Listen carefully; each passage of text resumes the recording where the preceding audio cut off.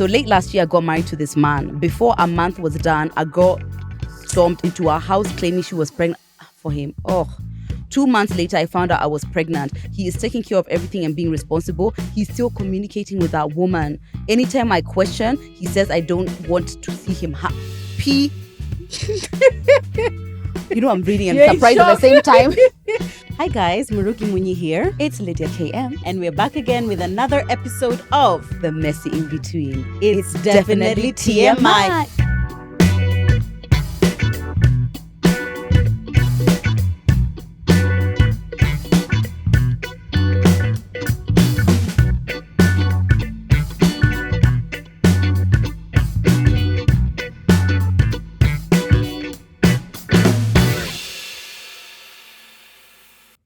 Yeah, it's definitely TMI.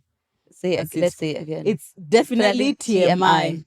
That's it. Thank you. We are grown now. It's definitely I'm turning 34. I'm turning 34. I'm not singing on a podcast anymore.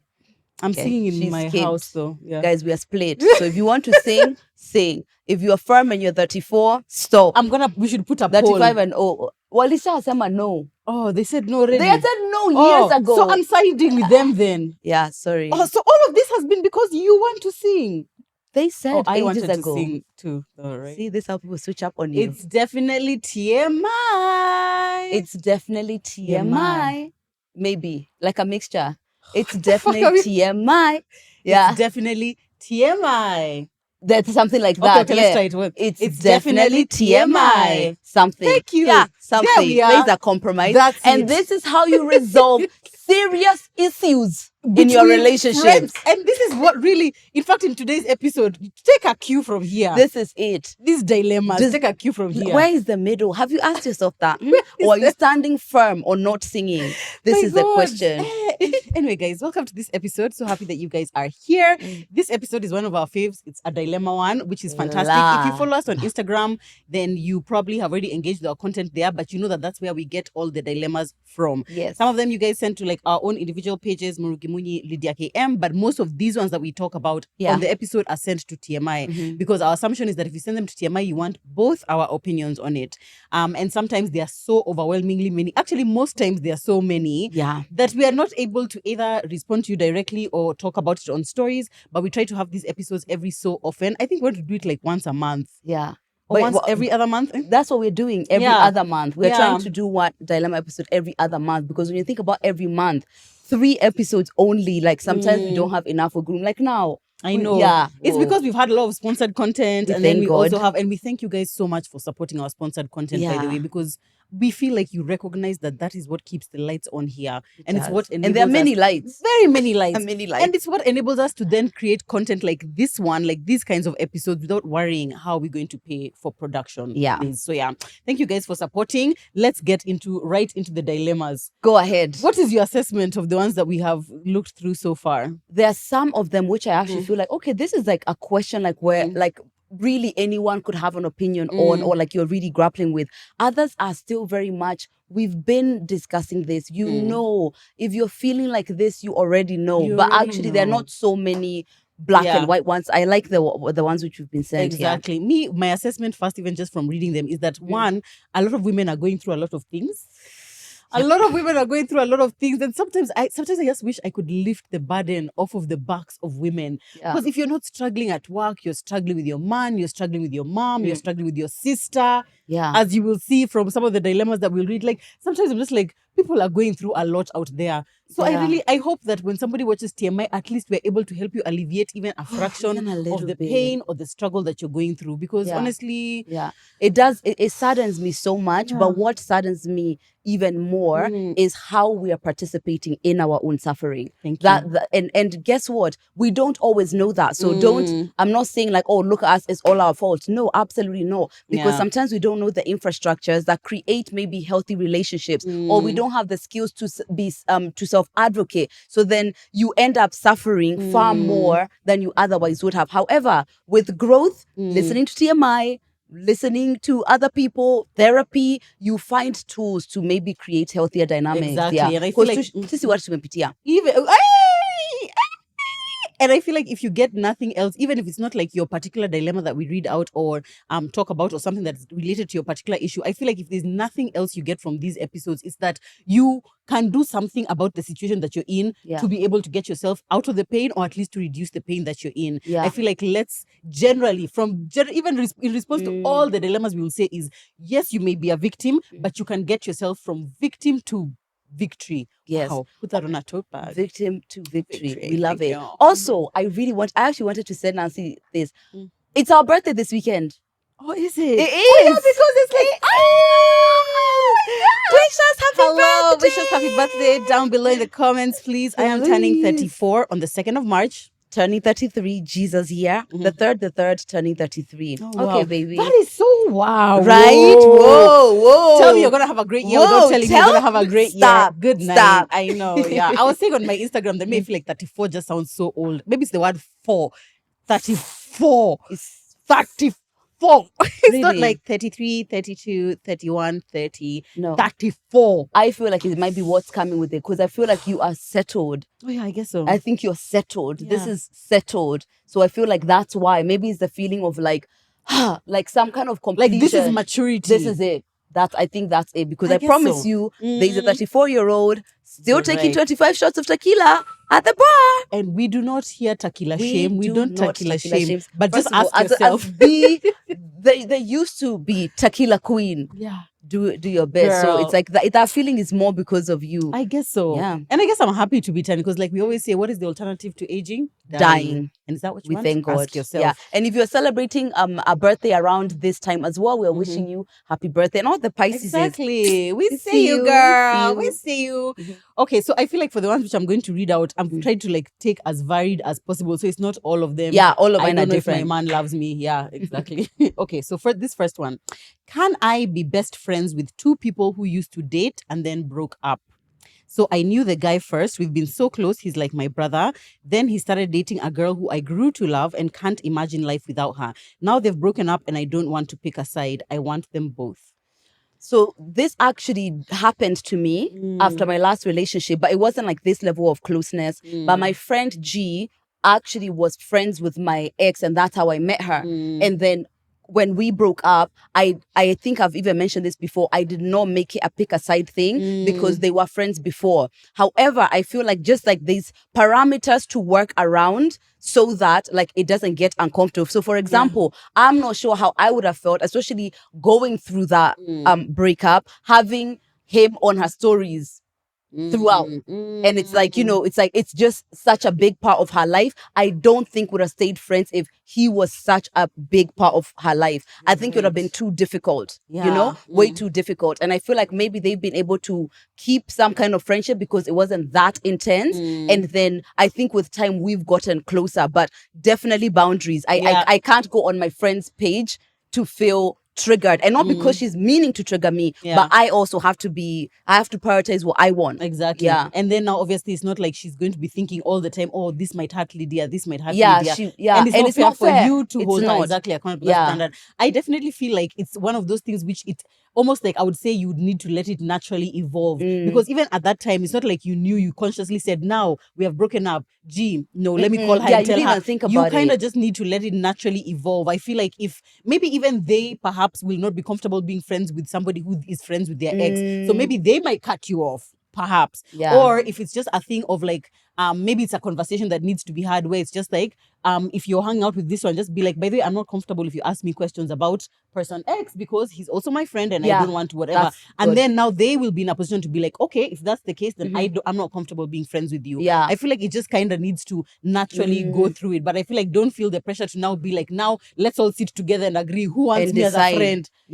I don't think so. I think so. It will come itself. But also I would say is that be mindful of both. So you don't need to, as Joe said, you don't need to discuss this one with this one and this one with this one. Also, if it's like a social media thing, that's a big, the people don't think it's a big thing. Like, so now it's like, oh, here with my bestie today with the guy today. There's gonna be something. Be willing to make some adjustments to be sensitive to both if you want to keep both. Yeah. Hey, I don't know how I would feel when I'm just thinking about it if it was me and let's say I'm the one who has broken up. Let's say me and Zach have broken up or something, and then there's someone who was a friend to both of us. I don't know depending on what the dynamic is, I don't know how I would feel about knowing that you're hanging out with him and knowing that maybe intimate details about like my life now or like what I'm doing or who I'm seeing or whatever. I mean, but also I guess it just depends on what really the nature is of the relationship between the two of you guys. Yeah. Or the three of you guys. Yeah. I feel like there's an element of trust I have to give anyone who I trust. Yeah. That it's like, I trust that you're not going back to say all of these things and vice versa. There has to be an element of trust if that's going to happen. Okay. Next one is, hey there, Queen Betweeners. I love you guys. We love you too. So I met this guy like 5 years ago. We became good friends. He pursued me for like a year before we dated, but it didn't work. I broke it off. We remained really good friends. This year, my feelings for him came back. Oh dear. Brackets. Not sure if it's because we spent so much time together. I told him about them and his response was once bitten, twice shy. I hurt him before and he can't be sure I won't do it again. Plus, he's not going to give up a 5-year friendship to try something that would fail. He's been there for all the drama after we broke up. That was a couple of situations with other guys. He mentioned that I'm emotional and attract quite some drama and he would rather watch from the sidelines than get burnt. I understood. Later that day, I made the conscious decision to block him because on my end, I couldn't pretend to carry on a platonic relationship. I miss him. Was I wrong? Yes. I feel like you are definitely wrong.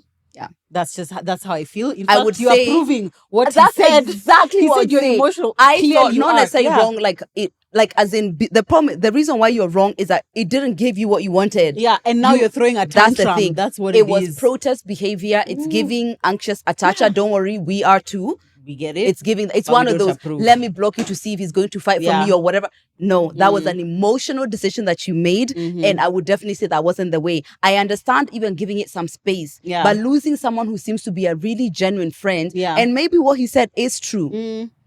Thank you.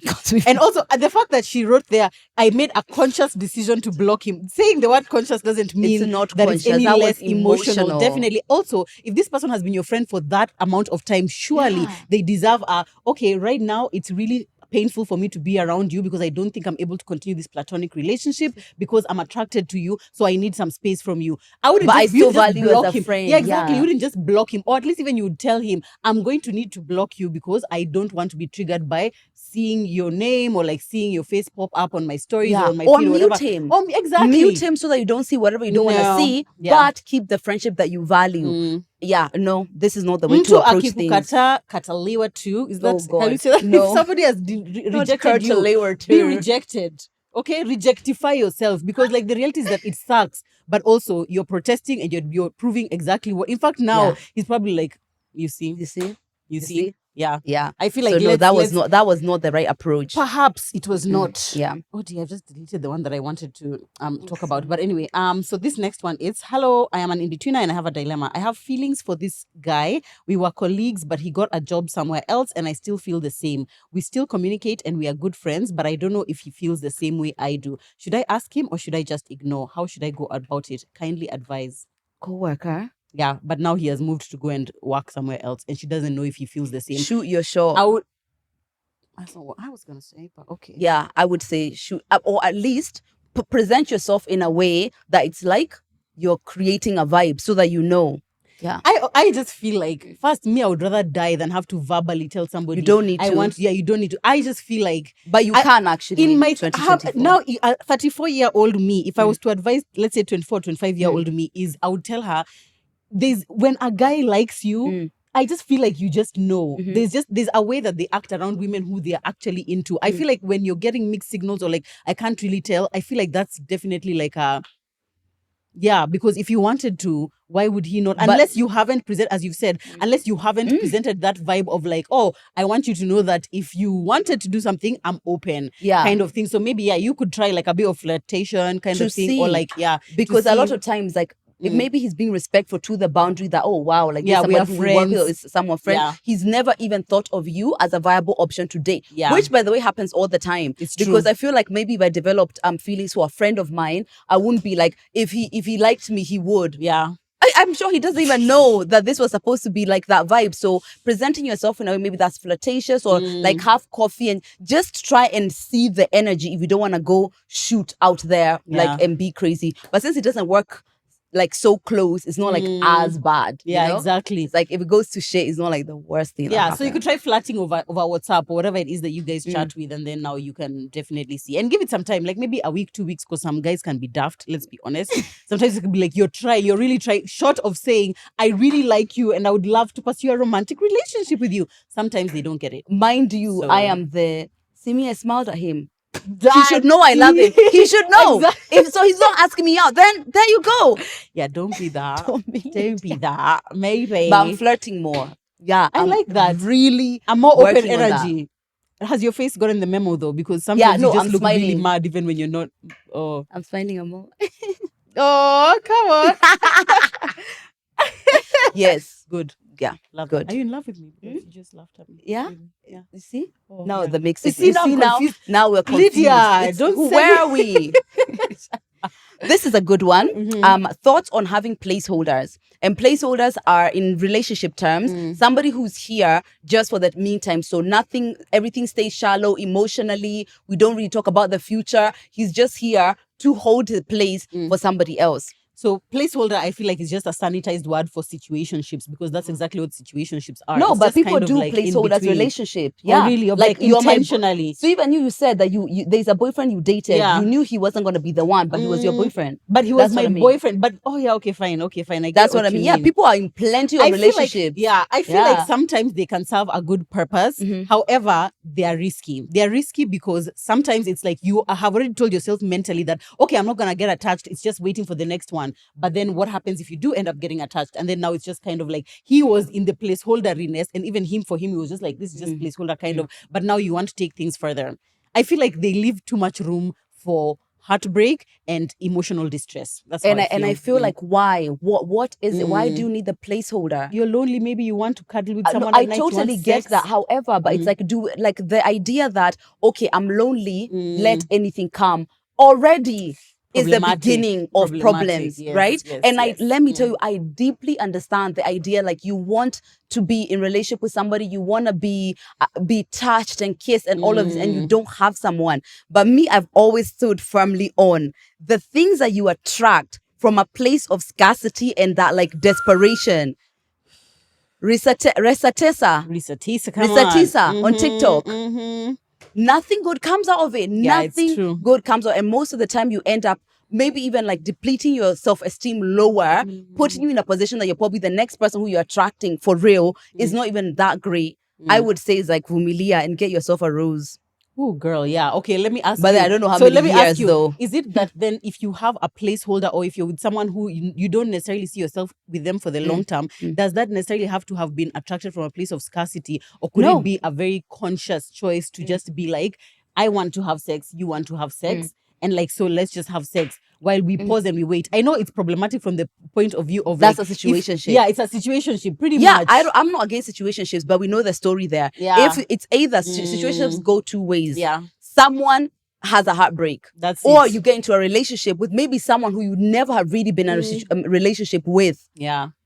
And actually, more often than not, it's the woman who ends up in the heartbreak. Let's be honest. Because later on, now it's been 3 years and you're like, wait, but what do you mean? We broke up and he got married 3 months later. But he's like, yeah, but who had told you that? I mean, we both knew we were just placeholders. Yeah, I don't think there's any point. Yep. However, there's this lady who, she did a TikTok about how like she's just having this really strong desire for a relationship. She's been single. Like the last time she was in an intimate relationship was 7 years ago. Will I give this same advice after 7 years of not? She's cute. That's the fucking thing. But that's terrible. I know you're feeling triggered because you're cute and you're like, wait, cute people are staying single for 7 years? No, I'm not even feeling triggered because she's cute. I'm literally just like... Me, I'm confused. After 7 years of not having a relationship, it's like, will I feel the way I feel now? Or will I feel like, God, why have you forsaken me? It's like, for me, I always say like the advice I'm giving is like, it's this limited time of being single. But I deeply empathize with years of waiting to love on somebody and you haven't. And guess what? It's not because maybe she's not found someone. It's like she hasn't aligned with her person. I'm sure there's guys maybe who are hitting on her, but it's not her person. That's so crazy. It literally that whole thing. She was just like being told all the time to be happily single. And actually my next one was around that same thing. She was like, I know you say relationships or men don't determine your value, but why can't I shake off this feeling of being unwanted of, you know? So I would personally say it's therapy. There's absolutely no way we are going to dig around something this heavy without going through to therapy. I have like my checklist of the things which I feel like I should be doing. You're praying about it, you're working on yourself, you're going to therapy, you're taking care of yourself and working on your confidence just like as a person. You're creating a beautiful life for yourself where you feel you find your worth in so many other places, right? Those ones are done. Now you've done all of those. And also you're out there trying to meet people. You're actively being there. You're opening your energy, all of that. Still nothing. So I feel like this is an area where I feel like I don't know if I would call it relationship or men privilege, but I always just feel like whenever I hear of someone being single for so long, I just always, like in my head, it's like, how? But like, how? It's actually, we were talking about this. It's actually on the hairstylist who was telling me the second you want to be like, oh, I want to vibe people, you find people. There's privilege in that. Like just the fact that you are trying, and there you go. There are people who are. And I feel like maybe because I've just never had the experience of being single for long, or even being single like. 2015 I was single, but there was just always like men. It was like men who I could be like, I could be in a long-term relationship with this person. My head just finds it difficult to fathom that whole concept of like you've been single for that long, kind of thing. I can fathom it from a perspective of it's 1 + 1 is 2. It's like you've been single, now you found nobody. Or maybe you do get with this viable person and then it breaks off. Then you're back. Like I could see how this happens easily, by the way. And I deeply empathize, and I can't imagine the ache that brings. And I do hate when people who are looking for relationships and wanting to love keep being told love yourself instead. It's not the same. It's just definitely it's not the same. But I like what you've said about like do the things, like at least these as other much things, as you can, working on yourself, building confidence, finding your worth in other places. I feel like there'll still always be like maybe that thing in your mind, especially when you go on social media, you see this point love, or you walk somewhere and you're just like, oh, I would like that, I would love that. But I don't know, maybe it also starts with like a radical acceptance of like, what if this is it?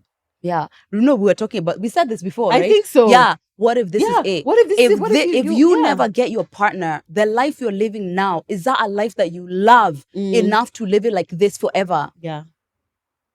I think so. I feel like Yeah. Now for me, for me right now, actually, the other day we were doing these cards, and the card question was what is a perfect day? And I thought about the perfect day in the future, but in right now, I don't know what else I would add to my life except for more money, bigger house, except for more. I have the life that I love for myself. You. Okay, so what are some practical things that person could do, like in that moment? Let's say it's in that moment where it's like you are in bed and you're just scrolling and you just feel that feeling of just like, wow, I really would love to have a partner. Cry out, cry it out, journal it out. It's a feeling that and what we need to make a difference is I feel unwanted. I am unwanted. That's a massive distinction. So when you know that it's emotions, and those emotions are being driven by thoughts that you're having, it's instantly write it down, cry it out, journal it out, and see what you can replace with that. Because the truth is, what you know now is just that you're single now. You have no idea of tomorrow and the next year and whatever. And I know when you've had 7 years of a track record of really I can't seem to find my person, it gets harder and harder. But it is your work to invest in like the thoughts and the emotion and the practices that are helping you create the future that you want. Unfortunately, that's the only way, because there's nothing else you can do. Yeah, I guess so. Yeah. And then I guess just spend time with people who make you feel wanted and loved. I know it's not, but might feel not that be the feeling. Same. Yeah, feel the feeling. Feel I guess the feeling. So. Hey, damn, people are going through a lot. Okay. Yeah, those are the two. Next person is asking, hey, so I'll go straight to the point. Both of you are Christians and you worship God, i.e. going to church, praying consistently, etc. So I'm curious, how do you guys kind of merge your sexual lives with Christianity? I am aware, Murugi, that you're married, but could you also share your perspective from before that? I don't need an expert's answer. I would just like your personal perspectives. I don't know, I really like it when somebody qualifies that they are not looking at me as an expert, but it's just like your experience, because that's what I feel like my content creation is. For sure. There's no way of answering this without definitely being controversial. So here's the thing. I think I've been called a lukewarm Christian before by the hot ones. I presume they're piping hot. There are some decisions you're making. It's like you're making a decision which it's saying right here, the Bible says what it says. I think it's Shine who likes to say that. The Bible says what it says. Do what the Bible says. Done.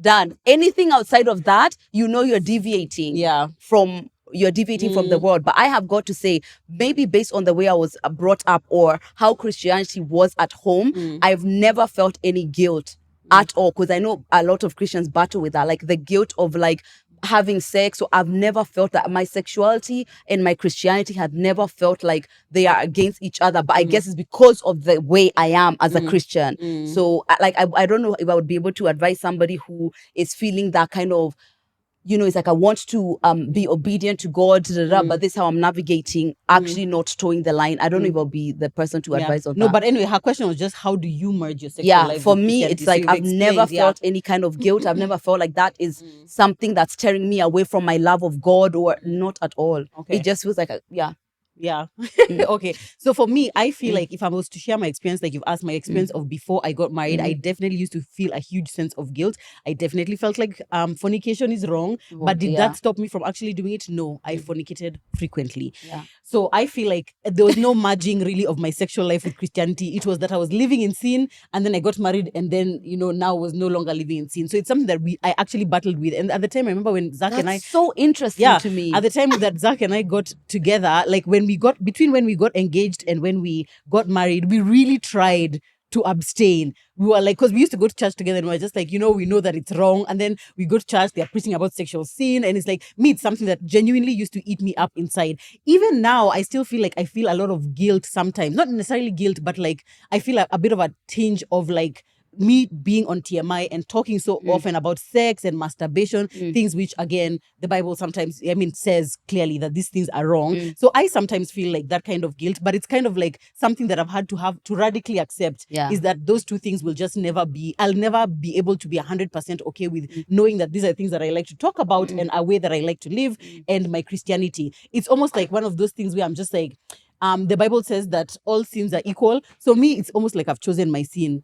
My sin is this one, talking about sex. And before I got married, my sin was fornication. And it's just kind of like, that's just the way that it is. Because in my mind, I try to like rationalize it by saying, the youth are having sex anyway. What does TMI do? By us giving you this information, it's kind of like we're just trying to help you. We're just trying to save you, kind of thing. It's not like I'm not contributing towards rampant, horrible sexual behavior among the youth. So I try to rationalize it that way. But I would be lying if I said that there's no like a sort of like a dichotomy in the way that I approach those two things. Is that it's almost a thing which I've just had to radically accept. It's just like the sexuality and the Christianity are in different places, and now that's where we are. That's what the thing that.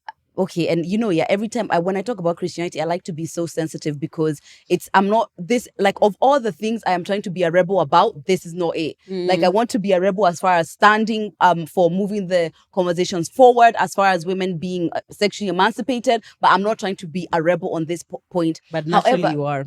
I know. You are. But so here's the thing, that's what I'm saying, I like to be delicate about it. So this is what troubles me, is that are the Christian values then truly your own values?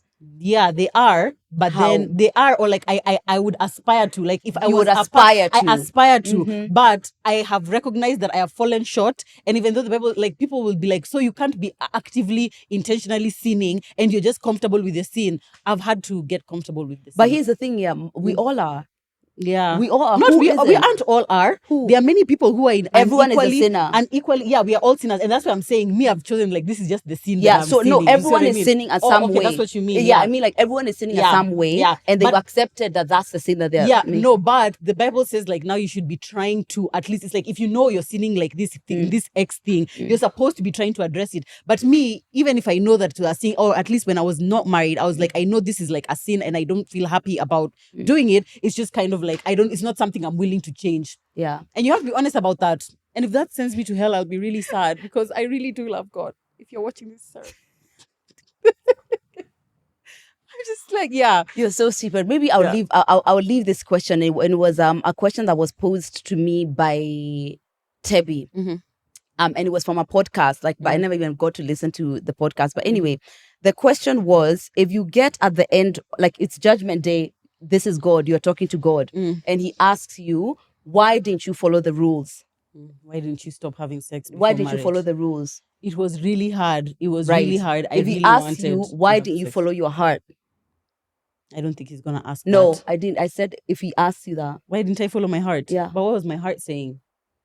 Doing what you're already doing right now. No. Saying it. My Why were you body doing was saying it. Because you see, it's your body that makes you want to do the things. Your heart is like, I believe in God. I believe that I shouldn't be doing who's it. making the decision? It's you. So where is it coming from? My body. And that's the thing. It's just like the same thing saying my heart is telling me that I want to lose weight, but my body is unable to adhere to that. No, but the decision is made by you. No, you see, because I don't see it. No, I don't the see that decision is made by you. It's not your body.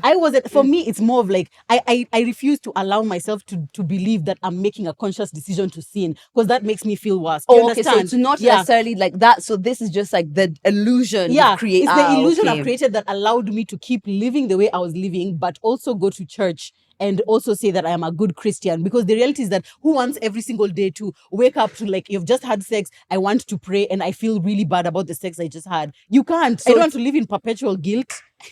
Yeah, you see, this is the thing. You have to create whatever narrative is essential for you to be able to like keep living the way you want to live. So in truth, we are not being helpful. Yeah, we are not. But she said we just share our personal experiences, and that has been my experience. Yeah, and I feel like this is something which people struggle with, and a lot of times people steer away from going to church because it's like, I feel like I'm this ugly, nasty sinner when I go to church, but I'm not stopping what I'm doing. That's the thing. Then you just prefer to just like not go at all. Yeah, and I personally feel like I don't want to curtail my relationship with God. Actually, that's just not my view. I just don't see it that way at all. Which is, I feel like, is perfectly fine. But me, if it's a matter of giving advice, I would say based off of where you are. You see me where I was, it was that I feel like I'm doing something wrong, but I'm not willing to stop it. And so I was not going to now go and actually, I'm going to talk to a pastor, like, how do I stop this? Because I don't want him to tell me the truth, because I don't want to do what it is that is required to stop. Do you understand? But if you are in a place where you're just like, you're doing this, but you really want help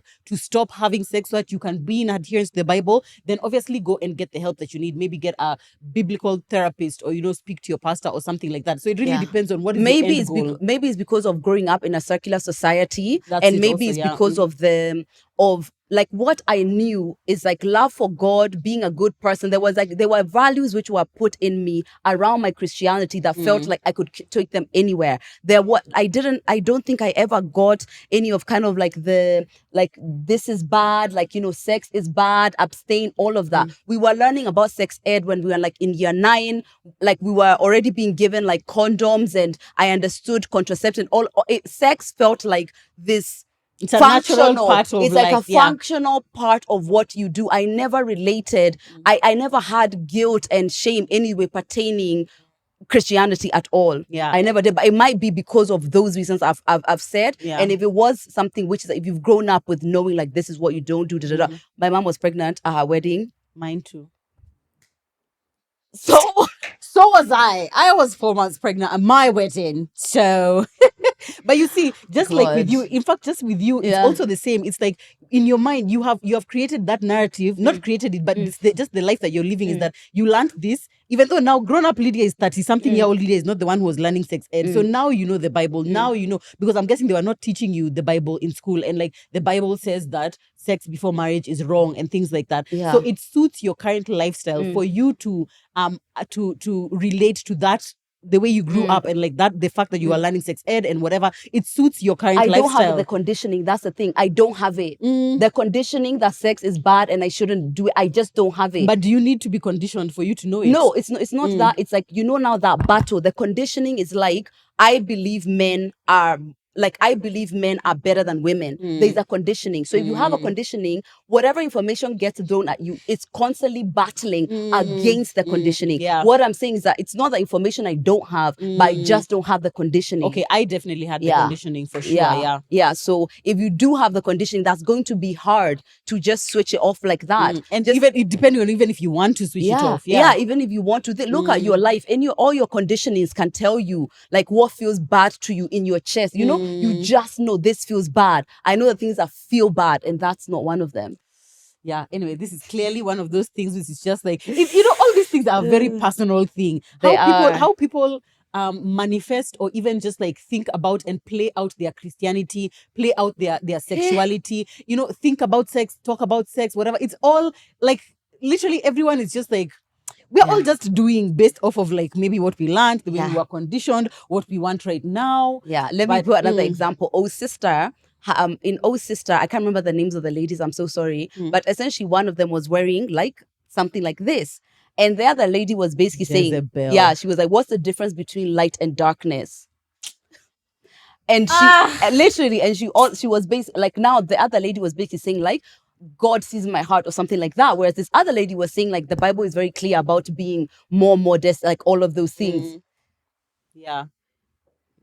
Oh, I was just presenting. I was like giving solutions. There's also, I feel like in previous episodes, we've also spoken about how with Christianity, it feels like sexual sin seems to be like the most belabored. It's like you could literally, pastors in church could be stealing money, could be literally, I don't know, treating people badly, doing so many things, lying. But sexual sin is the one which is like, this is the one which trumps all of them, which is not biblical in itself. Yeah. It's just that, I don't know, for some reason, society just chooses to focus on it, and perhaps it's seen as like the worst one. But the reality is that there are so many things that people are doing. The bell.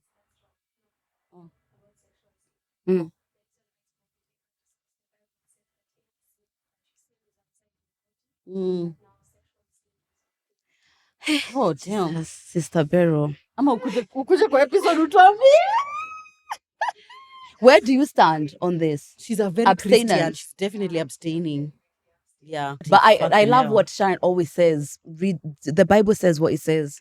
So whatever you decide around that, it's like you make that choice. You decide whether you have conditioning or not. Either way, it's the decision that you're making. But what is said is what is said. But Beryl, who is our engaged head of production, has told us that contextually reading the Bible is also really important, because the way the language was set up, what the meaning around the words were back then, is like we need to apply it in that same way. I will say though, when I got married, I felt a huge like load off my chest that now I can fuck in peace, you know, without every single time having sex, and afterwards we're like, oh no, we really shouldn't. Yeah, because that's the way, you know, us were raised in this God-fearing society, not the secular one of the UK. I hear you, so for sister. me, I felt really relieved that now I could have sex without feeling guilty about it. Yeah. However, I then came to realize that there's still lots of sexual sin you can partake in while you are in when you are married. Like masturbation is sexual sin. Yeah, thinking about like pornography, sexual sin. Yeah, there's layers to us shit. Talking about maybe even, I don't even know where this with TMI stands, because like me talking about sex, that's not modest for sure. Yeah, I personally feel like my goal to be having these kind of conversations to help emancipate women who are feeling trapped with like not understanding themselves sexually, all of the sexual diseases and problems that we suffer because we are not talking about it. That feels so important to me, and I hope to God that He will understand. But also, I always feel like that thing God gave you in your heart to do, I feel like He gave you that so that He can be like, no, don't do it. No, TBD. I feel like this concept of saying God gave you something in your heart. No, it's like we make the decision. That's why God gave us free will. It's not so you don't think God speaks to you? I do think that He speaks to you, and you see when He does. But also, I feel like there's a thin line between God, because God speaks in many different ways. When you read the Bible and it says that, that's also God speaking to you. Here's an idea. Would you be willing to have like a modern pastor come on the podcast, and then we can? No way, because I feel like I first of all, I'm not torn about this. Oh, that's one. I feel like a lot of people are torn about this. But though.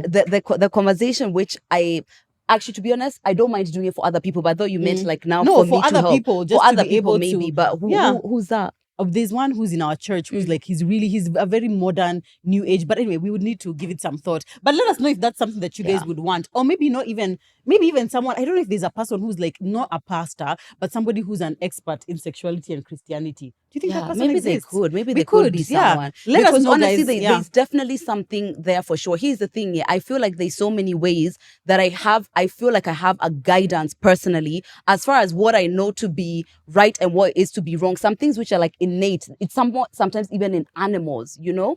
I feel like there's a guiding light which is like kind of, anyway. That's very, very murky waters we're getting there. Yeah. We've been in the gray this whole time. We've been swimming in the light waters. Gray, and now murky that waters. Finished 30 minutes of the episode. But we said, yeah. Read the Bible. Yeah, exactly. And read the Bible, and then what it says, that's what it has said. Yeah. Yeah. Okay. Ooh, give us one. So my boyfriend calls me so many times. He calls twice I fail to pick up his call, he will persist and add like 20 or so more. And in all this, he also called for like 4 times on WhatsApp, 5 Instagram audios, sent SMS several, saying how I'm ignoring his calls and I can see them, texting both SMS and WhatsApp, adding Instagram too. Yet all this time I'm either sleeping or I'm at work and my phone is on DND. Is it really normal for someone to call this much? Because it annoys me so much, and he knows because I told him several times it does annoy me. Kindly, I need your opinion. I refuse Get out. to date an insecure man. Get out. Refuse. This is a controlling man, and this only escalates. Like, this is why I watch these kind of like crime shows and stuff like that, which is essentially this person started like this. Then if you try to leave someone like this, what do you think happens? He knows you don't like this and he loves you apparently. And now when he doesn't love you, nobody if you tell someone it bothers me when you call me too much, that's enough. That is a parameter you're drawing, and that's it. But also, has she told him? Because she told us. She's told us. She said, and what's it? And he knows because I told him several times, and he does it. It's still annoying. Leave. That's our that is not something that is scary. I've been in a relationship where someone was like somewhat controlling me. It's like I can see it's like you are trying to conduct how I act to make yourself comfortable. When we go to a party, you need to do X. Excuse me? You know? Like or something like, you know, what if you call me and I don't pick up, it's an issue. As like I'm not on your time.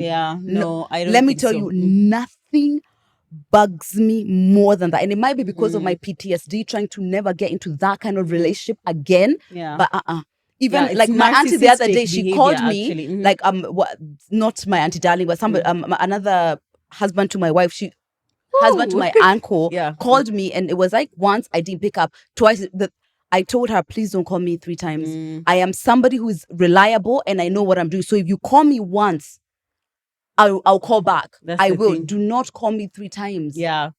I've been through that so much. Really? But that was with my mother-in-law, and I was just like, but she's old, so I understand why. But I'm always just like, for me as an adult, if you call me once, if I've not picked up, send a message and be like, I tried to call. This is whatever X, Y, and Z. Call me back. Something like that. If it's not an emergency, do not call me. I don't think so. I think the reddest flag is the fact that you've told him and he's not willing to change it. I literally.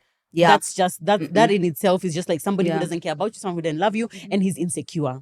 I'm not willing to. We are not here. We are not Bob the Builders. We're not trying to build the other person's self-esteem. No. Sorry, no. Lydia said what she said. All right, here we go. I love the sex, but I don't love him, and I'm afraid to let him go. Go. Enjoy the sex. Stop being afraid of letting it go. But if you don't love him, Lydia this is the hard you've decided. This is it, exactly. Lydia, the hard of the dick. Lol. Anyway, Lydia already said, good sex is easy to come by. You said that, right? Good dick is everywhere. Good dick is everywhere. And it's astonishing how many of us are willing to compromise with lizards because of good dick. Every time you say lizard, I just want to die, honestly. It's like the best word ever. Yeah, for me, the fact that you're saying you're afraid to let go, that's scarcity mentality. It's kind of just like saying, because the sex is so good here, it means that you don't think that you're going to get better out there. What if there's better out there? The better which is going to make you feel like, this is the one that I was saying was even good. You need to believe that there's better out there for you. You need to believe that you'll be able to find a man with whom you can have good sex and you will love him. That's possible for you. Please just let him go. Or keep having the sex and then let him go when you feel like you want to. I don't think sex is, especially because I know I can give myself an orgasm. It's not on that high of a priority for me to deal with somebody I don't love. Exactly. No thanks, sir. I'm not doing it. Okay, simple question. How to start having hard and helpful conversations with your friends? I need more of a starting guide. So, first of all, it's like, listen. If you're not a good listener, you're probably having terrible conversations. So being able to listen is a big one. 2, if it's something which I'm presenting to Joe, do I know what I want? Or am I just coming to her with like random words or whatever? 3rd, a card game.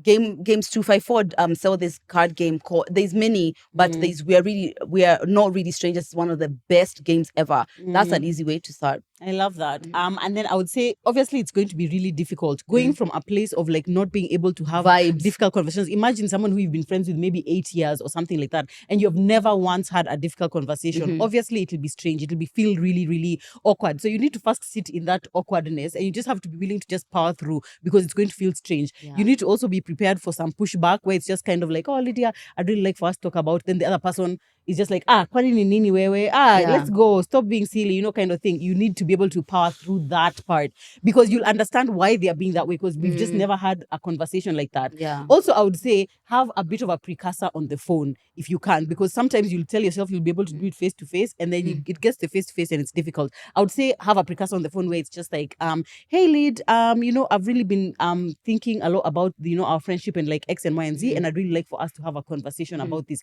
That way when we meet, it's not like, it's just like fun and then let's talk about this. It's like we are meeting to have that conversation. Yeah, especially if it's one which is going to be like a bit emotional. Exactly, yeah. But I feel like as with anything, that kind of like knowing how to have those kinds of conversations takes practice. It's like a muscle, which the more you do it. I remember my first ever difficult conversation, which you helped me through. Yeah. Whoa, that was a mountain. I literally felt like I could die. I felt like I could die. You want me to sit in front of someone who I've known for this long and be honest about my feelings and be vulnerable? But the second she called me to tell me what she said, I was like, you were shaking and saying all of this. I mean, she was so open and honest, like brutally. Meanwhile, diarrhea. You have to do it with the diarrhea. You just have to power through the diarrhea and then allow yourself to do it. And now, since then, by the way, I'm conversations. And now, right now, what my strategy is, if I feel like the sense in my mind that I need to have a conversation with someone, I don't delay it because I feel like the longer it takes between when I know I need to have the conversation with someone and when you have it, that's where now the diarrhea actually intensifies. It gets worse, yeah. And the fear of like, what are they gonna react like? It gets bigger and bigger the longer you wait. No, let's shorten that time frame as much as possible. But try your first one. You might even, I don't know, cry through it or whatever. But by the time you do have your sixth difficult conversation, you're an expert. You'll be fine. You are an expert. All right. So someone is saying, if a man starts calling you babe and says statements like I love you, but hasn't asked you to be his girlfriend, should it be considered a serious relationship? No. Here on TMI, we take full consensual words and actions. Words and actions is what commitment is. It's not one or the other. If he says he's your boyfriend, but we all know he is our boyfriend, there's no commitment there. If he is showing you all of the ways, but he hasn't said it, I don't think so. But there's plenty of people who disagree with this. Every time I say this, they say like them alianza kuitwa tu mama na nivo. And now look, but for me, that is just too risky. I don't know why are we risking it. Also, have you met Nigerian men? Have you met West African men? You'll be babe day one. Day two, it's I love you. Literally, they go so quick. Even on day one, it's like, I want you to have my kids. And I've realized that I love me a Nigerian man. Girl. Little love bombing. Do you? That's why sometimes you're not even showing a Kenyan man likes you. Because I'm like, do you see what these Nigerians cats are doing? Giving you so much. Let me tell you, you can't. Because unless maybe it's like you've been together maybe 2 months, 3 months, and now there's the babe, I love you. And maybe it's like, maybe he said in passing or maybe introduced you to someone, by the way, hi, this is my girlfriend. Sometimes they have to ask you, could you be my girlfriend? But it's like, he said, this is my girlfriend. Then you know that you're someone's girlfriend, right? Yeah, that's... But it says to who? Whoa, that's still murky water. His friends? Oh, no. Babe. You've never seen him like this before. Nope. For me, I've always needed... Yeah. Will you be my girlfriend? That needs to be out of your mouth. Yeah, I know. Or even just ask. Just be like, so are we dating? Is this a serious relationship? I know people don't want to be the, what is this kind of like person? But I feel like you kind of just have to. Yeah, I feel like I need to be with a man who's okay with me asking him, am I your woman? Yeah. No. Hey, yeah. Ooh, out here, you cannot be risking anything. You cannot be risking anything. Okay, so this is another one. Last month, I broke up with my boyfriend because I found out he'd been cheating on me with a lady, someone I thought was his friend. Told my best friend about it and she said she would teach him a lesson. Didn't know what the lesson was. She told me she would con him some money and I told her not to. But she went ahead and asked him that I had said I wanted some shoes. And the next day, my ex bought my best friend 2 pairs of shoes worth 9K. Wait, what? Yes. Now I feel bad about my best friend. I don't know what to do with her since she used me to lie to my ex-boyfriend despite me refusing to take her conship. I just wanted to leave the relationship with my ex peacefully, but my best friend doing that I think have to think. I feel like I have to clear my name with him. I don't know how to act towards my best friend too. I feel like let me go first. Let me go first. Thank you. How comes you read a question, you answer yourself? Oh, so sorry, because I'm burning. No, I'm burning. I'm so sorry. Me, I'm done to answer. Sweetie, okay, go on. I'm trying to put myself in these shoes, and maybe Lydia has done. Although Lydia would never do something like that. Never. So first of all, my question would just be like, maybe we need to assess the quality of our friends, because I can't imagine, like, what kind of crazy nonsense is this? Like, what? Maybe so even has she offered to give you the shoes, or did she just want to get shoes out of this deal? She literally used you for shoes. Where are we? No. So a really important conversation is necessary with your best friend.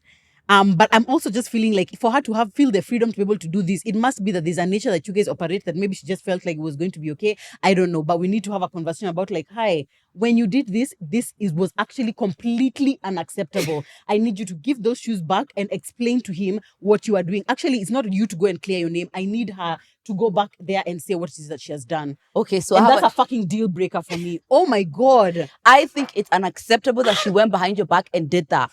Terribly unacceptable. Don't say however. Don't however me. Are you about to however me? I feel like on the ex's point of view, I would let sleeping dogs lie. Let sleeping dogs lie. On the ex's point of view, like they've been bought. It's done. But on my friend's point of view, it's like, you can't do that. You can't do that. That you breached my confidence. Because first of all, Tunanzi are happy with this ex. Oh, by the way, you've been stolen from. Now we are at the police station. Go.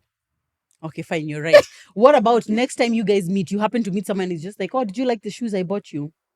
I don't know if I would be exactly lying about that. Like, I feel like I'm not going to search him out to be like, oh, let me clear my name. Clear your name about fine. What? Okay, first of all, he doesn't know that he was conned. Oh, yeah. Well, maybe now he does. Yeah, maybe. Oh, yeah. Okay, fine. So in the case, I like where you're going with that. I like where you're going with that. If he doesn't know that he's been conned, let it be what it is. But you need to deal with your friend, because that's unacceptable. Yeah. And also, maybe just consider this friendship. This is somebody who's willing to steal from someone. Yeah. Actually, let me teach you my lesson. This is a thief. This is a thief. That is a thief you're dealing with. That is not okay. Yeah. Yeah. That is such a crazy story. She was what like, the hell? Let me teach him a lesson. And that's what she thought of. Also, maybe that's you never worrying. Even me. I would actually. That's not even someone I would trust, because no, now, I don't think what so. What if this is not going to be the only time she does that? What if she now continues and is like, oh, and she's using your name to steal? Yeah. So maybe it's just like, oh, she has said that she's gonna get back together with you if you buy her 2 handbags. And you know what? How do you know she'll stop? Thank you. Yeah, so maybe I can see a point when it comes to like telling the ex, but I don't even search it out, because that's too much. Maybe let's not. As in someone you're not talking to at all. Now we like move. Also, he bought you the shoes. Is this your ex? Are you sure? Yeah. Okay, and do we want the shoes? I feel like ask for the shoes. Do we want the man even? No, Lydia. Lydia. Sorry. Thank you so much. Mm-hmm. Okay, this next one is asking, I hope you see this. I'm in campus. I live inside school. We are 2 of us in the room that I live in. And now my roomie keeps copying me in everything. At first, I thought it was just vibes, but one day I shared an idea of something I wanted to get. Then boom, the next day she was in town and bought the exact same thing. I felt bad, and that's when I discovered that kumbe all along imekuwa copying. I feel exhausted and as if someone is living my life. Please help. Okay, so I think that it's definitely annoying, for sure. But I don't always assume malice in these kind of situations. You know, like maybe someone just likes what it is that you're doing and she loves it, but then what you're feeling is like your identity is being robbed. And I'll tell you, this exact thing happened with me and my sister. So when my sister was younger, not exactly like that, but my sister was younger, she used to want to copy me everything. And when I was kind of growing up in my teens, I started feeling like really irked, because I was really trying to build an identity for myself. So it was really annoying. Then like at some point she stopped, because now she's building her own identity. And then I started being like, she's so cool, I want to be like her. And I started doing that as well. And she hated it. And we just had a conversation, because maybe someone is doing it from a place of, you're so dope, I want to be like you. And you, what you're feeling is like, she's trying to take my life. And I can see how that would be annoying, but I wouldn't assume malice right off the bat. I would just have a conversation like, hey, like, I really would prefer that you don't copy me so much, because I like my vibe being unique and being to myself. And if you are trying to find your own vibe, I can help you figure that out, but I don't want you copying me. Yeah. Because actually, genuinely, it's just like, if I see you with these earrings and I'm like, wow, I really want those earrings.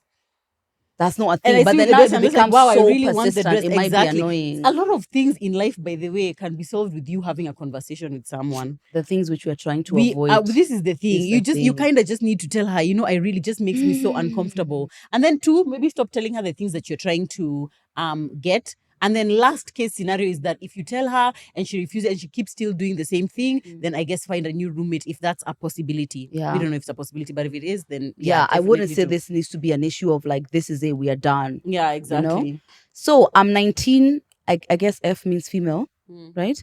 And I didn't grow up with my father. And till this day, I am afraid, I don't know why, to ask my mom even for his name. I figured my abandonment issues affect any kind of relationship I want to have. And that's one of the root causes I can think of, and I don't know how to approach it. Bear in mind, I'm an only child and I'm not open to being vulnerable to other family members, since I believe they don't have the capacity to come through that way. And I always seem to have surface level friendships.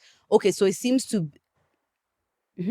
No, go ahead. No, please go ahead. I wasn't paying attention, so I don't even know what... Fantastic. Good.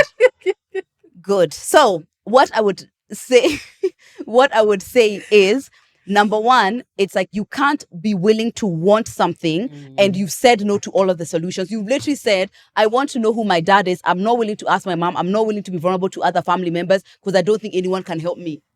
Yeah. And also it's like, I believe they don't have the capacity to come through. But it's like, what makes you believe that? How do you know that? Yeah. I would personally go to my mom only because if you go to a family member, then they tell your mom, you're causing a rift there in that way. Yeah. However, asking your mom is definitely going to be something that's a bit triggering. I know there's like the dynamic of, so my dad was unfaithful to my mom and conceived a daughter who's between me and my sister. And that is something which I always felt so scared to talk to my mom about. And I guess I was curious. But I also, really big detail.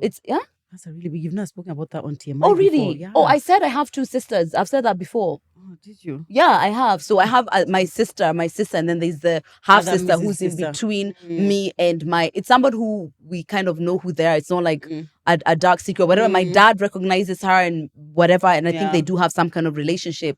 But I wanted to tread carefully. It's like, I'm curious, but also this is probably one of the most painful things my mom has ever been through. So I've got to be mindful of that. This is not just like, give me the information of So even the way you're going to approach it, because you don't know what happened. And if this is a man who isn't in your life, maybe he chose not to be. And that means that your mom probably has pain around the fact that she was left to raise you on her own by this person. Or maybe it's your mom who left. I don't know, because you never know. But I think the way to talk about it is like to tread carefully.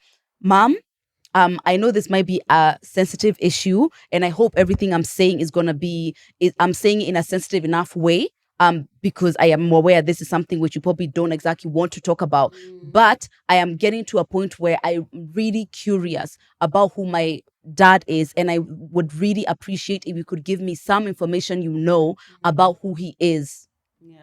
I think that's a really good approach. And I would say go to your mom first before you go to your other family members, because imagine then your mom hearing about it from other people, and her, because you don't know what her reaction will be. And you don't know what happened. Exactly. She might just be like, why didn't you just come and ask me? I could have given you this information. Although I feel like if she wanted to give the information, she would have given by now. The lady said she's 19. Yeah. Yeah. But I feel like it might be it's a difficult thing, and it's like one of those, I'm not touching it unless it comes to me. Unless it comes up. Exactly. Yeah. But definitely have the conversation with her. Be prepared for any outcome. And maybe if she reacts badly and just like, I'll no, go I'm to not my going family members. Then go to your family members. Yeah, I would. But at least you have given her the opportunity to be part of the process. I think definitely giving her the benefit of the doubt. Yeah. And then also, are we prepared for whatever the outcome is? If he's dead, if he's somebody who doesn't want to be in your life, if he's somebody who hurt your mom to conceive you. Exactly. Like, I feel like also sometimes it's like you say you want something, but maybe you haven't thought through actually what it'll mean when you actually get that. So you really want the information. Do we imagine that? Because perhaps your abandonment issues are going to be worse now when you actually find him and he abandons you proper. Yeah. That could happen. Yeah. We could be optimistic, but anything could happen. So I feel like this might not could. necessarily be the end all of like your abandonment issues. Therapy would also be a really, absolutely really great therapy. place. Actually, funny enough, by the time you guys are watching this, we're having a webinar on Zoom. Me and Alsa Wamaita, who's a psychologist, and it's going to be about healing the father wound, because I've talked through how it happened, and it was Alsa who asked. in the webinar that we did about abandonment issues is where I was able to like have the question that allowed the breakthrough in therapy. So we're basically doing another one. It's going to be on Friday. Yeah, on Friday, 7 till 9. That's 1st of March. Yes, 1st of March. Okay, 7 till fantastic. 9. Please, we're going to put the details in the caption. Nancy, we're going to put the details of that in the caption. I feel like Yeah. that's really important. Yeah. Oh my God. Wow. yeah, it's whew. I know. Yeah. Okay, let's just do a couple more. So you guys know we have been doing our intermittent fasting. We have been posting about it. By the time you're watching this, we are almost at the end of the journey of like our challenge, so to speak. Yeah. Although I feel like I could make this a lifestyle, it feels really nice in our bodies. It does. We were just saying the other day, is like now when we fart, it doesn't smell bad. It doesn't. It feels really But nice. when It's you like smell, somebody feels like they're going to pass out, including yourself. you're about to kill yourself with your horrible farts because you're overeating. It actually feels really, really nice. It has is felt so really good. I good. feel so light. I've burnt so much. Literally, I took a picture of how I look now. Yeah. Listen. And also, I feel like it's really sustainable. Like for me, it doesn't feel like that difficult. Like, oh my God, And I'm it's really free. And it's thank you. Thank you. Anyway, so someone was asking, I'm doing intermittent fasting. Does swallowing come equals breaking a fast? Just about anything equals breaking a fast, so you just have to choose your heart. What we are saying is that there are rules, but we're ignoring them and choosing to do what we want to do. Exactly, yeah. Yeah, To because us, some it's just people, like we're not eating or drinking anything with calories, with Yeah. intentional calories. yeah, me, I just drink water the entire time, but I'm gonna spray my mint, which apparently breaks your fast. Brushing your teeth Yeah. apparently breaks your fast. You know, Yeah. anything like that. I take black coffee, black tea, green tea sometimes, purple tea, because I've heard that those ones are fast friendly. But yeah, as long as you're doing your best to try. Also, how many loads of calm are you swallowing in that window? It's just like, if it's 1, I'm sure it's fine. If it's 7, I'm sure it's not fine. Have you ever calmed in a way like someone's coming in your mouth and it was like, and later you are like, Yeah, you when you haven't goddamn had sex lizard. for a while. Yeah, sometimes it's just like I thought it was Are gonna be you a drop. okay? Why? Are you see a doctor? And it's like, you know, we've Sorry. committed to swallowing, but right now I'm really Damn. on the fucking edge. Yeah. Actually, no, when someone comes in your mouth, you need to swallow it instantly. If you hold it in your mouth, if I It's hold it, in my- done. I'm gonna throw There's up. no way. No, yeah, Like, I can't. just close No, your eyes it and needs go. to go. Yeah. Okay, your last one then. Okay. So late last year, I got married to this man. Before a month was done, a girl stormed into our house claiming she was pregnant for him. Oh. Later, I came to learn it was a lie. My husband had promised me he is done with everything to do with her, since we had also fought before we got married because of her. Okay, so it's somebody he's had a past with. 2 months later, I found out I was pregnant. He is taking care of everything and being responsible. He's still communicating with that woman. Anytime I question, he says I don't want to see him happy. You know, I'm reading and You're in surprised at the shock. same time. We don't read this before we start. No, actually. yeah. Mhm. All I do is sit back and watch my husband chat with another woman. I have given up on asking about his behavior. I'm not yet stable to quit this marriage. I'm confused. I no longer have feelings for him. I'm afraid of raising a child without a father, but it's costing my mental and emotional health. I cry every day. What That is a fucking lot, journey. yeah. But I mean, me sometimes with such things, I always ask myself, like, why then did he marry you if he knew, if in that at that time it was just kind of like Let he me didn't have answer any that intention to question. be a good husband? Let me answer that question. Who doesn't want to come home patriarchy, and okay. have Warm food cooked done, food. warm cooked food, ironed clothes, someone to call a home, Right, all of the benefits that come right, from being yeah. married? Number one is like more women want you, by the way, when you're married. Yeah, yeah, all yeah. of the societal status, the capital he gets from being married. Why would he not want that? And of course, he knows you're not stable. And he knows that once a woman is pregnant, chances are of leaving bad behavior, especially this soon after, because it seems like it's almost immediately. How long ago? How pregnant is she right now? 2 months. So the month after the month was done, that's when the woman stormed in. 2 months after that, she found out she's pregnant. So it's been 3 months of marriage. And so where are we now? Is she just newly pregnant? I don't know, but let's assume she hasn't had the baby, because maybe should have mentioned that.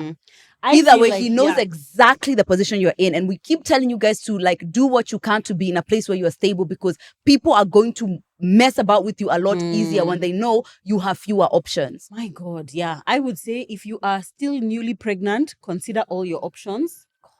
Consider all your options, because, you know, just life is just going to be so much harder when you're taking care of another human being, consider all your options. That's what I would say. 2, if too much time has passed and now you're going to need to have the baby, I feel like definitely look for work and try to get stability. However, let me say something is that I feel like the concept of being stable enough, I feel like sometimes is a very elusive thing. Like if you have a certain number in mind, because I'm sure you were living somewhere before you guys got married. Can you go to your parents? Oh yeah, exactly. Yeah. Can you go back there? I know sometimes there's the shame of like now being like, oh, I know I left and we did this whole wedding, but like now I'm being treated badly, so here I am. But I feel like everyone needs someone in their life that they can just be like, Lydia, listen, my man is beating me. I'm coming to your house, and have someone. So I really pray that you have someone like that in your life.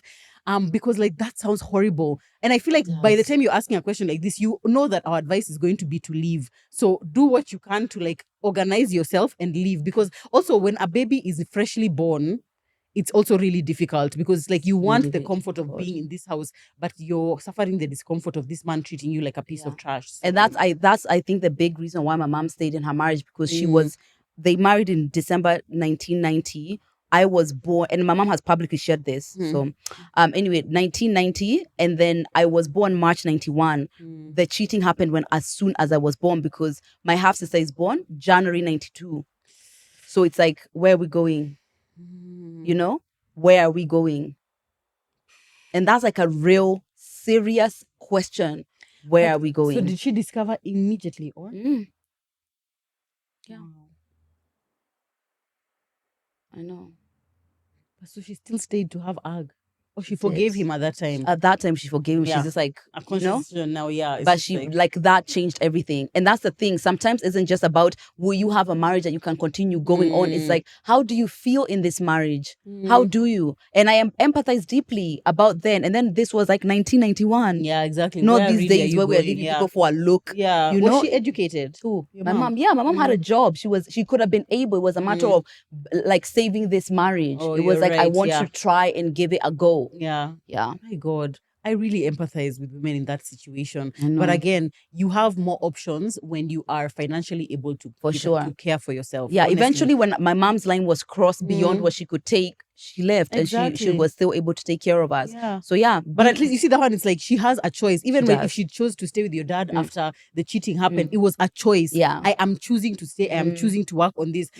Staying because it's like you literally have no other option. Yeah. That is the height of victimhood. And it's like, actually, that's my worst nightmare. It is. Having to stay somewhere because I am financially dependent on someone. I feel like that's literally my worst nightmare in life. Me, my problem tends to be, I don't know if it's because I'm a child of divorced parents or whatever, but I feel like what I need to work on is like not just being so fucking quick ready to be like, I can leave. I have many houses. I can go. Many houses. I can go to Joe's house, my mom's house. I can literally go to the UK. I have places in UK and Kenya I can go.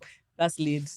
That's what we're working on. We're working on, this is a valuable relationship and we're going to point to it. We're going to work on it. Yeah. Also, I feel like there's certain levels of, like, even with disrespect, I feel like there's certain levels. From what you're describing, that seems really insanely you like don't want me to be happy is the response to why are you speaking to.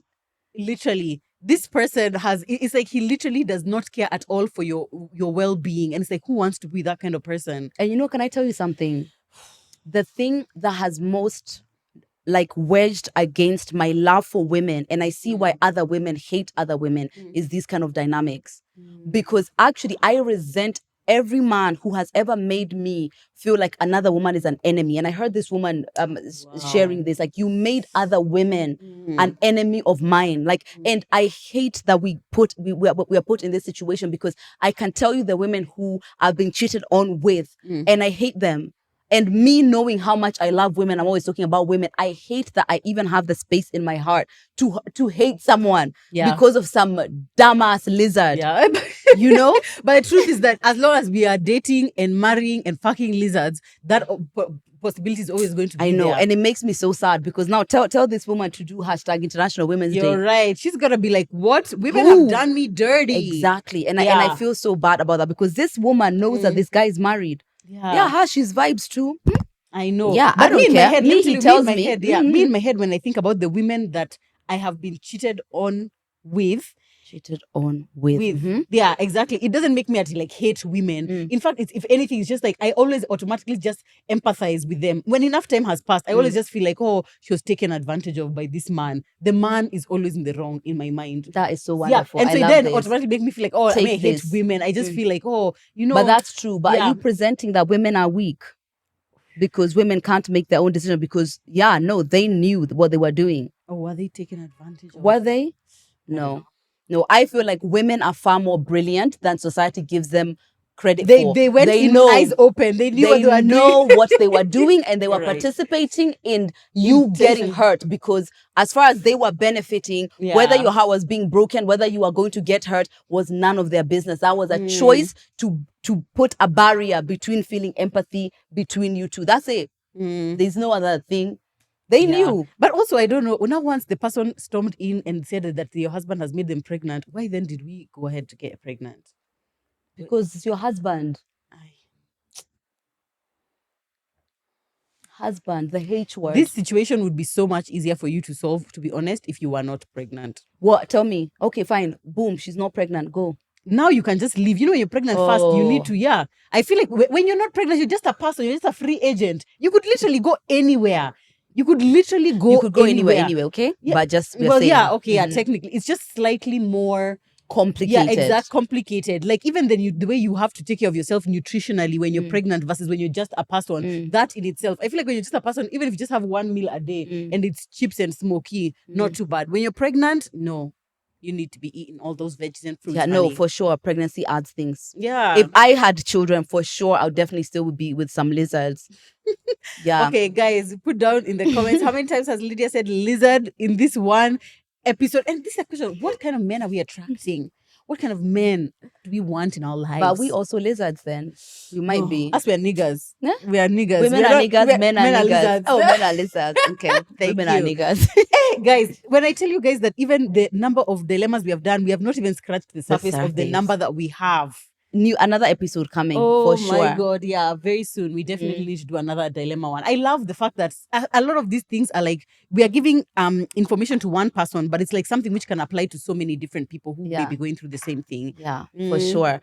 Guys, even me, I've walked through some of my own views, because sometimes when you ask a question, it's like I get to see what I think about something, because maybe it's not something I've ever really thought about consciously. Yeah, but anyway, guys, as we say, these are views of our own. We are still navigating. We are in the messy in between with y'all, so don't put us in any kind of position that we should be having any kind of views. Tuko huko kwa ghetto pamoja. We just happen to have this platform where we can air out our ghetto-ness. Exactly, yeah. And actually, for some of them, you can see there are still things we grapple with. You know, it's not like some things are just not black and white. And it's not that now when you're in your 30s, because we know a lot of our audience is like 18 to like early 20s or like mid 20s. I hope you are not imagining that by the time you get to the 34 that we are at, the 34 that you'll know, because trust me, girl, I feel like the older you get, you have more clarity about what you do believe, what you don't believe, but there's definitely still a messy in between. There's still questions. Questions present themselves at each stage. Absolutely. Yeah. Anyway, guys, keep DMing us if you ever need us to help you with an issue. We'll do our best to respond to as many as we can. Some of them we'll do in the episode, some of them on stories, some of them directly to you. But keep DMing us, TMI Podcast KE, because we love to be able to know what specific issues you guys are going through. Also, it helps us determine what kind of episodes we want to talk about. Because if we see a lot of people are struggling around with the same issue, sexuality or what or whatever, then it helps us be like, okay, this is something worth talking about. Yeah. Thank you guys for watching. That's a lot of talking. This has been a lot, guys. Are you ready to go eat? So ready to go eat. We're going to go break our fast, guys. I'm starving. Woo! Oh my God. Thank you guys so much for watching or listening, and we will see you or talk to you in our next episode. Bye.